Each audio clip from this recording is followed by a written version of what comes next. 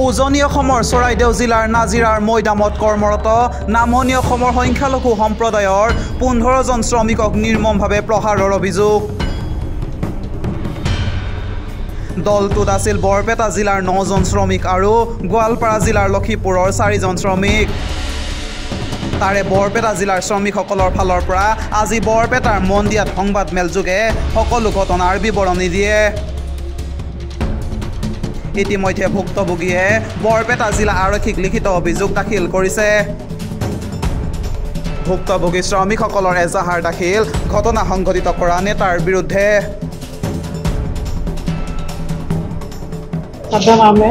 আমি কলগাছিয়াত থাকোঁ, বৰপেটা জিলাত।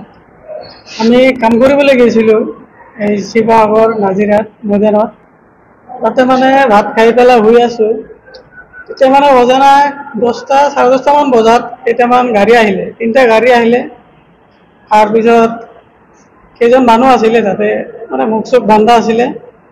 তেতিয়া মানে আমাক শুই আছিলোঁ, তেতিয়া মানে উঠাই লৈ পেলাই বহাই পেলাই মানে একো কোৱা নাই, মানে আমি বহি আছোঁ। তেন্তে মানে পূৰা মাৰপিট কৰি আছে আৰু কৈ আছে যে আছোঁ জিন্দাবাদ কওঁ, নক'লে মানে মাৰিব। পূৰা পিটিছে, পিটি মানে পিঠ খেলাই দিছে মানে চবকে। আমি গৈ মানে সেইটো মানে কৈ থাকোঁ যে আছোঁ জিন্দাবাদ, সেইটো নক'লে মানে পূৰা পিটি দিব এইখিনি। তাৰপাছত মানে সিহঁতে ক'লে যে তহঁতক ৰাতিপুৱা দেখিলে ইয়াত আৰু পিটিব। আমি গোটেই ৰাতিটো মানে জংঘলত আছিলোঁ। এতিয়া মানে জংঘলত থাকি পেলাই ইয়াৰ পৰা খোজকাঢ়ি আমি ষ্টেচনত আহিছোঁ। প্ৰায় মানে 15 কিলোমিটাৰমান হ'ব। তাৰ পৰা আমি গুচি আহিছোঁ। ৰাতি 11টাত ঘৰত আহিছোঁ শিমলগুৰি। আমি আছিলোঁ 12জনমান আছিলোঁ। আমাৰ ইয়াতে আছিলে 3 জন আৰু বাঘবৰো আছিলে 7 জন আৰু লক্ষীপুৰো আছিলে। মাৰিছে মানে আমিতো চিনি নাপাওঁ সিহঁতক। আজি আমি ইয়াত সংবাদমেল আয়োজন কৰিছোঁ উজনি অসমৰ চৰাইদেউ জিলাৰ নাজিৰাৰ মৈদামত। নামনি অসমৰ পৰা একাংশ শ্ৰমজীৱী লেবাৰসকলে গৈ তাত প্ৰায় 3-4 বছৰ ধৰি আপোনাৰ ৰাজমিস্ত্ৰীৰ কাম কৰি আছিলে আৰু সেই কাম কৰাৰ ফলত অসমৰ যি সাম্প্ৰদায়িক বাতাবৰণৰ ৰং লৈ একাংশই সাম্প্ৰদায়িক ৰূপ দিয়াৰ যি ভয়াৱহ সৃষ্টি কৰিছিলে, তাৰ আজি গোটেই কাহিনীখন লৈ আমি এখন সংবাদমেল আয়োজন কৰিছোঁ।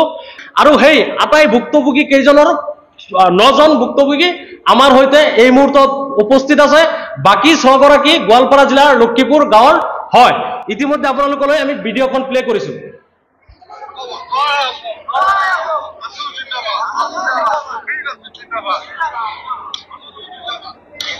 এই ভিডিঅ'খন আমি আপোনালোকৰ সংবাদ মাধ্যমলৈ দিম। ইতিমধ্যে শিৱসাগৰ জিলাৰ আৰক্ষী অধীক্ষক গৰাকীয়ে কৈছে যে এই ভিডিঅ'খন ফেক বুলি। যদি ফেক, তেখেতে ক'ৰ পৰা এইখন ভেৰিফিকেশ্যন কৰি ওলালে আৰু কোনটো ফৰেনচিক ৰিপৰ্টৰ পৰা তেখেতে ফেক বুলি ক'লে। ইতিমধ্যে নামনি অসমৰ একাংশ লোকে উজনি অসম বা ভাৰতবৰ্ষৰ যিকোনো ৰাজ্যত গৈ তেখেতসকলে ভাৰতবৰ্ষৰ যি ফাণ্ডামেণ্টেল ৰাইটছ আছে আৰু তাতে কনষ্টিটিউশ্যন অফ ইণ্ডিয়াৰ তাত আৰ্টিকল 21ত দিয়া আছে যে ৰাইট টু লিভ, জীয়াই থকাৰ যি অধিকাৰ, আৰু তাৰ কাৰণে তেখেতসকলে কৰ্মক্ষেত্ৰত অসম বা ভাৰতবৰ্ষৰ বিভিন্ন প্ৰান্তত গৈ তেখেতসকলে কৰ্ম কৰিব পাৰে। সেই ক্ষেত্ৰত উজনি অসমৰ চৰাইদেউ জিলাত এই ভয়াৱহ সংঘটিত হোৱাৰ মূল আঁৰত কোনজন বিষয়া ইয়াৰ সৈতে জড়িত আছে তেখেতসকলক কৰায়ত্ব কৰিব লাগে। ইতিমধ্যে ভুক্তভোগী জনাবলৈ দিছে যে তেখেতসকলে 5 বছৰ 4 বছৰ ধৰি তেখেতসকলে এজন ঠিকাদাৰৰ আণ্ডাৰত কাম কৰে আৰু সেইজন ঠিকাদাৰৰ নাম হৈছে চৰাইদেউ জিলাৰ নাজিৰাৰ বা মৈদামৰ আপোনাৰ ময়ূৰ বৰগোহাঁই আৰু তেখেতৰ পিতৃৰ নাম হৈছে বিপিন বৰগোহাঁই আৰু তেখেতৰ গাঁওখনৰ নাম হৈছে আপোনাৰ বালিঘাট, থানা শিমলগুৰি। ৰাতি 11 বজাত তেখেতসকলৰ ৰুমৰ পৰা ওলাই লৈ যি নিৰ্মমভাৱে অত্যাচাৰ চলাইছে, এই অত্যাচাৰক আমি গৰিহণা দিছোঁ।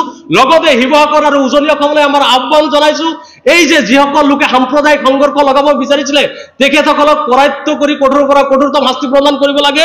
আমি ইতিমধ্যে আৰক্ষীক বৰপেটা জিলা আৰক্ষী অধীক্ষকক এখন FIR দাখিল কৰিছোঁ ভুক্তভোগীসকলৰ ফালৰ পৰা।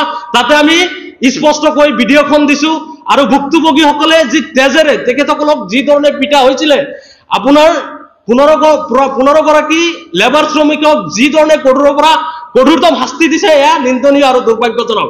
তেজেৰে তেখেতসকলৰ পিঠ আৰু তেখেতসকলৰ গাৰ কাপোৰখিনি তেজেৰে ভৰি পৰিছে গতিকে সেই ভিডিঅ'খিনি আমি আপোনালোকলৈ আগবঢ়াম আটাইকেইজন ভুক্তভোগী ইয়াত উপস্থিত আছে গতিকে অসম চৰকাৰৰ মাননীয় জিপি সিং ডাঙৰীয়া আপোনাক অনুৰোধ জনাব বিচাৰিছো অসমৰ যে সাম্প্ৰদায়িক পৰিস্থিতি এই পৰিস্থিতিক অতি সোনকালে আপোনালোকে সুস্থ কৰক আৰু ইয়াৰ সৈতে অসমৰ মাননীয় মুখ্যমন্ত্ৰী হিমন্ত বিশ্ব শৰ্মা প্ৰত্যেকটো দিনে যে সাম্প্ৰদায়িক মন্তব্য আগবঢ়ায় ইয়াৰ বিৰুদ্ধে আপোনালোকে ব্যৱস্থা গ্ৰহণ কৰক কাৰণ ভাৰতবৰ্ষৰ সংবিধানে দিছে যে কনষ্টিটিউশ্যন সেকশন 298 ভাৰতীয় ন্যায় সংহিতাৰ ভিতৰত 196 under 1 and 197 under 1 subsection head speech দিয়াৰ ক্ষেত্ৰত যদি কোনোবা ব্যক্তিয়ে যে ৰিলিজিয়াছ কোনো ধৰণৰ অপ্ৰীতিকৰ বক্তব্য দিয়ে তেতিয়াহ'লে ভাৰতীয় সংবিধান অনুযায়ী সেইজন ব্যক্তিক কৰায়ত্ব কৰি কঠোৰতম শাস্তি দিব পাৰে সেই ক্ষেত্ৰত দেখিছো অসমৰ মুখ্যমন্ত্ৰী প্ৰত্যেকটো দিনে সাম্প্ৰদায়িক মিয়া মুছলমানসকলৰ বিৰুদ্ধে সংখ্যালঘু লোকসকলৰ বিৰুদ্ধে অনাবৰতে তেখেতসকলে মন্তব্য আগবঢ়াইছে এই ক্ষেত্ৰত অসমৰ মাননীয় মুখ্যমন্ত্ৰী হিমন্ত বিশ্ব শৰ্মা ডাঙৰীয়াক মাননীয় জিপি সিং ডাঙৰীয়াক আমি দাবী জনাইছো তেখেতসকলক উজনি অসমৰ যি একাংশ বিষয়ববীসকলে সাম্প্ৰদায়িক সংঘৰ্ষ লগাবলৈ চেষ্টা কৰিছে অতি সোনকালে আইনৰ আওতাত আনি তেখেতসকলক এই পৰিস্থিতি কন্ট্ৰোল কৰিবলৈ চেষ্টা কৰক লগতে আজি আমি আপোনালোকৰ এই সংবাদ মাধ্যমলৈ জনাব বিচাৰিছো আমি ইতিমধ্যে বৰপেটা সদৰ থানাত এখন এজাহাৰ দাখিল কৰিছো লগতে বৰপেটা জিলা আৰক্ষী অধীক্ষকলৈ এখন এজাহাৰ প্ৰদান কৰিছো bureau' report news 12 Assam north east